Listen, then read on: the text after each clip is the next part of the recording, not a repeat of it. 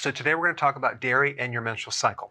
So this doesn't pertain to men unless you want to share it with your wife or your girlfriend, but just not both at the same time. So that was my dry sense of humor.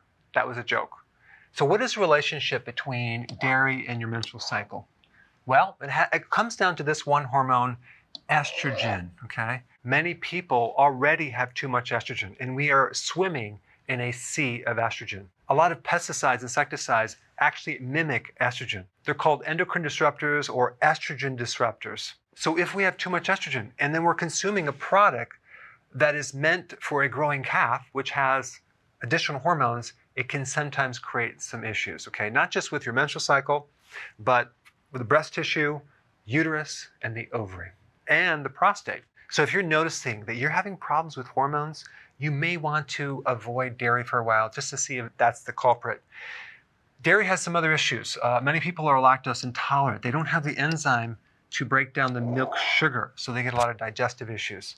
They may have a casein allergy, and that can also create digestive issues.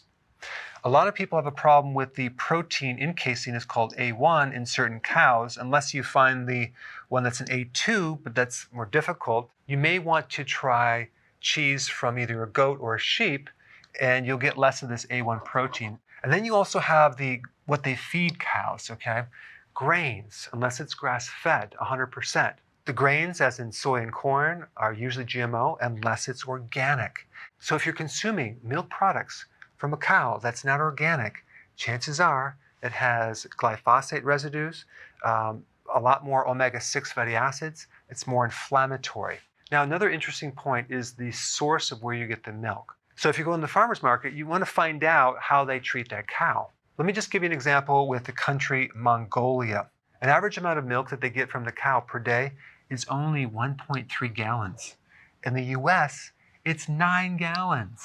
Now, in Mongolia, they milk the cow for 5 to 6 months, okay?